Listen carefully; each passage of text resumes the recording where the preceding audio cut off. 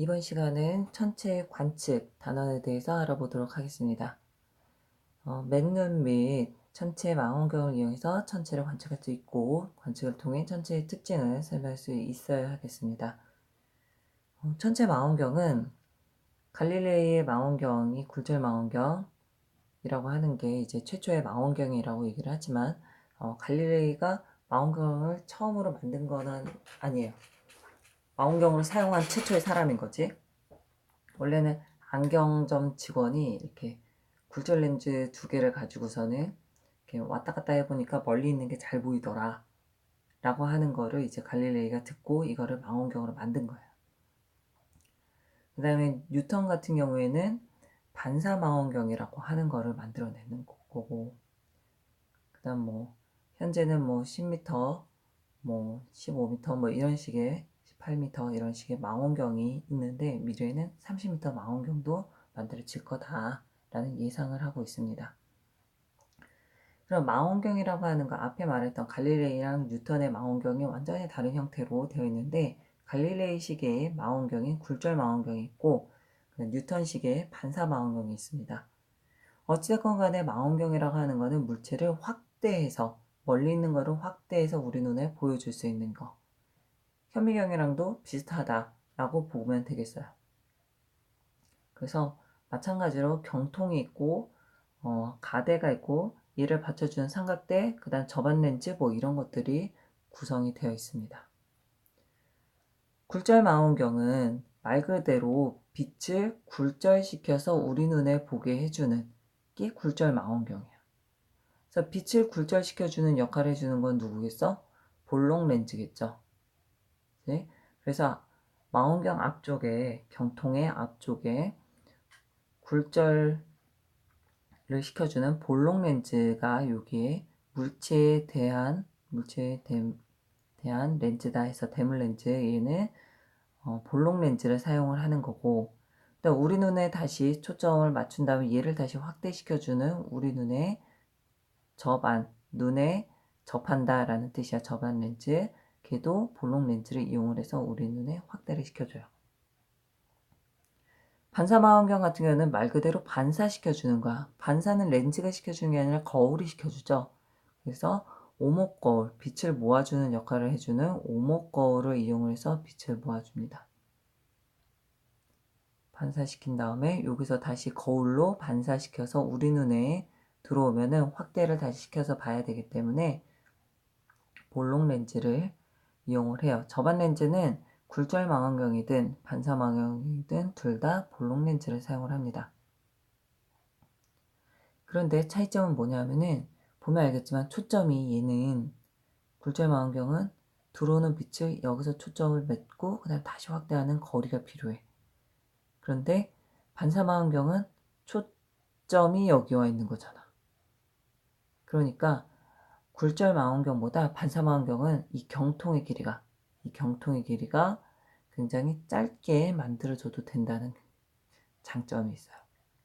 하지만 공기가 여기는 통과하는 구간이 있기 때문에 상이, 그러니까 별빛이 많이 흔들려 보인다는 단점이 있어요. 그래서 공통점은 아까 얘기한 것처럼 빛을 모아서 접안 렌즈로 확대해서 천체를 보는 게 공통점인 거고, 차이점은 안 되냐?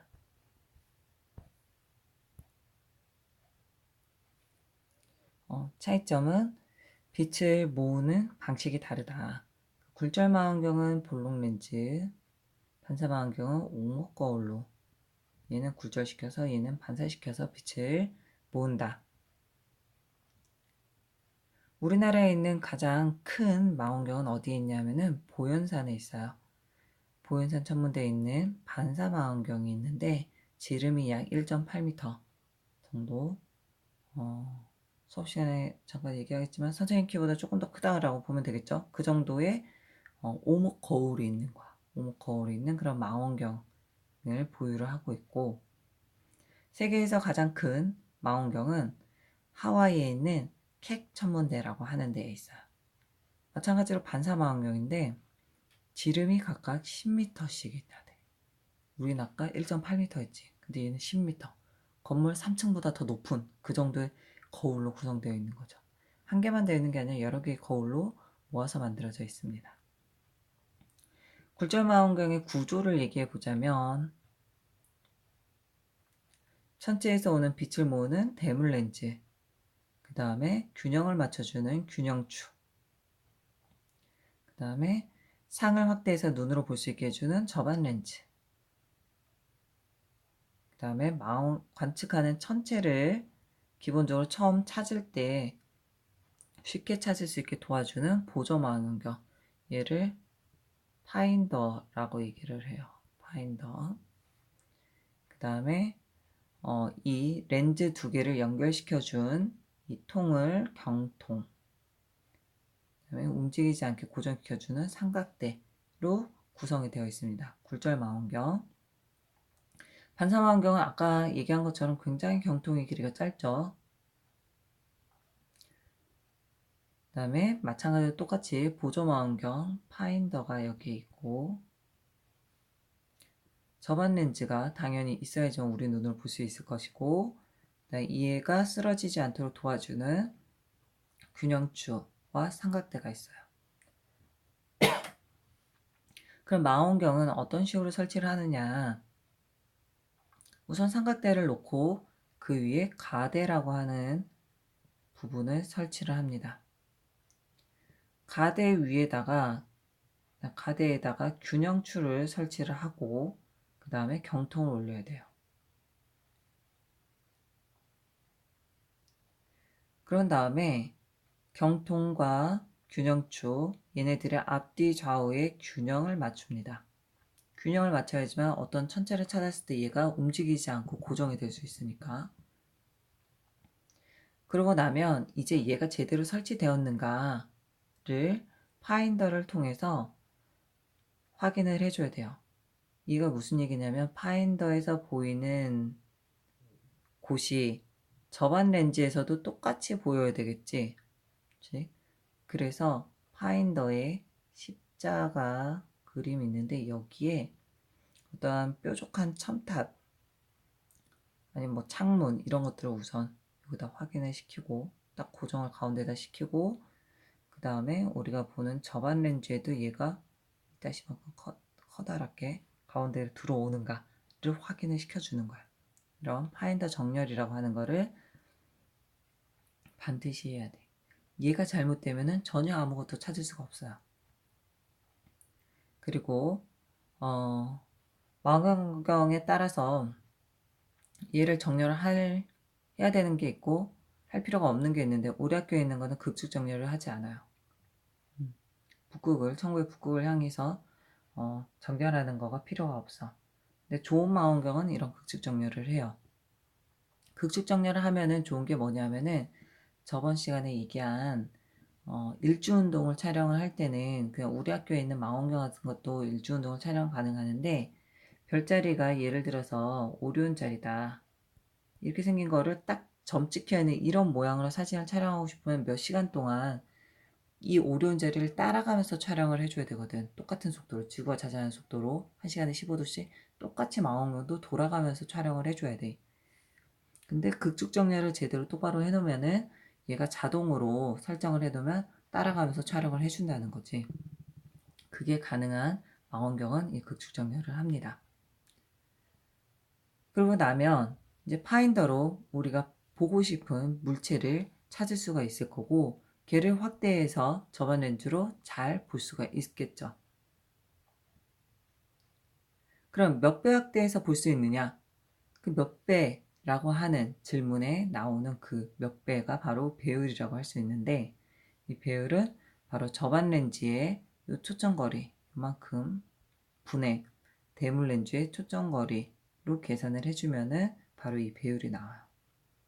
뭐 100배, 150배 뭐 이런 식으로 지상에서 관측하는 것들은 보통 그 정도 배율로 봅니다. 비싼 것들은 당연히 더 배율이 높겠지, 그치? 그래서 관측을 할 때 가장 관측하기 쉬운 게 누구냐면은 바로 달이야. 그래서 달을 관측을 해보면 우리는 앞면만 볼 수 있잖아요. 그래서 앞면은 밝은 부분이 있고 어두운 부분이 있어. 그래서 예전에 이 어두운 부분이 무슨 토끼 모양처럼 토끼가 절구 찍는 모양이나 둥둥 뭐 꽃게 모양이라는 둥 뭐 책을 읽고 있는 여자의 모습이라는 둥 뭐 이런 식으로 보는 사람에 따라서 다양하게 했겠지만 아무튼 우리가 국제천문연맹에서 부르는 명칭은 우선 밝게 보이는 부분은 달의 고지, 높은 지대다 라고 하는 명칭, 고지라고 하는 명칭으로 부릅니다. 얘네들은 굉장히 밝게 보이는 애들이고 주로 관측을 했을 때 장성류로 이루어져 있기 때문에 장성은 굉장히 밝은 색깔이거든요. 투명하거나 분홍색이거나 흰색이거나 이런 색깔을 띠고 있어요. 그래서 걔네들로 구성되어 있어서 이렇게 밝게 보인다. 그리고 실제로 가보니까 지형 자체도 아주 높아. 그래서 높을 고자를 쓰고 땅 지자를 써서 고지라는 명칭을 쓰게 돼요. 일단 높기 때문에 굉장히 운석 충돌이 많이 받는 구간이 되겠지. 그래서 운석 충돌이 많이 일어나서 운석 구덩이가 굉장히 많다. 반면에 이 어두운 부분은 현무암질 암석으로 구성되어 있어서 기본적으로 구성원 자체도 어두운 물질로 구성되어 있고 현무암질은 우리 제주도 가면은 보이는 제주 갔다 왔잖아, 그치? 제주도에서 보이는 그런 검은 색깔 돌이 우리가 현무암이었잖아. 분출된 암석 중에서 현무암질 암석으로 구성되어 있고 비교적 여기는 평평한 그래서 바다 같은 그런 지형으로 구성되어 있습니다. 이 각각의 명칭은 굳이 기억할 필요는 없어요. 또 관측을 할 수 있는 게 망원경으로 관측할 수 있는 게 바로 태양이 되겠지. 근데 하지만 태양은 눈으로 직접 쳐다봐도 눈이 아프잖아. 그치? 그런데 빛을 모아주는 망원경으로 관측을 하면 너무 빛을 많이 모아줘서 세서 시력을 잃어버릴 수가 있어요. 눈의 시력을 잃어버릴 만큼 굉장히 세게 모아준단 말이야. 그래서 반드시 태양 필터를 이용을 하거나 아니면은 이렇게 간접적으로 투영된 이런 종이에 투영된 이런 모습을 관측할 수가 있어요. 근데 이렇게 관측을 해보면은 어떤 현상이 있냐면 그냥 동그란 밝은 색깔 동그란 구야. 그래서 동그란 밝은 색깔 구라고 해서 광구라고 얘기하잖아 우리가. 동그란 광구에 운이 좋으면 흑점이 점점점 조그맣게 점이 찍혀있는 이 흑점을 관측할 수가 있습니다. 태양 필터를 장착하고선 보든가 아니면 이렇게 종이를 대고 보든가 둘 중에 하나의 방식으로 태양을 관측을 하게 됩니다. 또 볼 수 있는 게 이제 굉장히 밝고 아름다운 토성, 목성 같은 커다란 천체들을 이제 우리가 관측할 수가 있는데 토성 같은 경우에 맨눈으로 보면 그냥 점 하나로 이렇게 찍혀 있는 것밖에 안 보여요. 얘가 토성인지 목성인지 알 수도 없어. 그치? 그런데 우리 학교에 있는 망원경 가지고서는 관측을 한다면 이거보다 더 안 보이긴 하지만 아무튼 이런 식으로 고리가 얇게 걸쳐있는 모습으로 보이고 우주 망원경으로 보면 이렇게 멀쩡한 굉장히 깨끗한 모습으로 관측이 가능하다는 거죠. 우주 망원경이라고 하는 건 뭐겠어? 바로 우주에 나가 있는 망원경을 우주 망원경이라고 얘기를 하는 거겠지. 지상에서 관측하면 낮에는 관측하기도 힘들고 구름이 많이 끼면 관측하기 힘들고 뭐 여러 가지의 여건, 대기의 영향을 많이 받지만 우주에다가 망원경을 쏘아 올려 보내면은 그런 대기의 영향을 전혀 받지 않기 때문에 굉장히 선명하게 천체를 관측할 수가 있어서 우주에다가 망원경을 올려 보냈어요. 제일 처음에 올려보낸 망원경이 바로 허블 우주 망원경이야. 얘가 95년도에 올라갔기 때문에 굉장히 오랫동안 얘가 일을 하고 있었죠. 그래서 얘가 이제 너무 오랫동안 일을 해서 임무를 완수를 하고 그 다음에 그냥 낙하시켜가지고 처리해 버리려고 했었는데 여전히 너무나 잘 운행이 되는 거야. 그래서 허블 우주망원경 그대로 또 올려 보내놓고 그다음 케플러 우주망원경, 제임스 웹 우주망원경 뭐 이런 식의 여러 가지 우주망원경들을 더 띄워가지고 더 성능 좋은 애들을 띄워서 이제 관측을 하고 있는 중입니다. 하지만 지구에서도 낮에도 관측할 수 있는 요건이 있는데 바로 우리 눈에는 보이지 않지만 천체에서는 가시광선뿐만 아니라 여러 가지 전파들도 많이 방출을 하고 있어요. 우리 눈에 보이지 않지만 적외선이라든가 자외선이라든가 여러 가지 전파들을 보내고 있기 때문에 이 전파를 관측하는 망원경이 있어. 얘가 바로 전파 망원경이에요. 그래서 낮에도 관측이 가능합니다. 하지만 지구에 붙어 있기 때문에, 그치? 지구 땅에 붙어 있기 때문에, 지구가 자전하는 동안에 어떤 별에서 오는 똑같은 하나의 별을 찝어가지고 걔만 관측하기는 힘들다는 그런 단점이 있어요. 하지만 다양한 많은 정보를 얻을 수 있기 때문에 지상에서 할 수 있기 때문에 전파망원경을 많이 설치를 하는 추세입니다. 망원경 여기까지. 그래서 우리가 망원경의 종류는 굴절망원경, 반사망원경 같은 광학망원경이 있고, 그다음 우주에 쏘아 올려 보낸 우주망원경, 그다음 전파를 관측하는 전파망원경, 이렇게 종류가 나눠져 있다라고 하는 것을 알면 되겠습니다. 끝.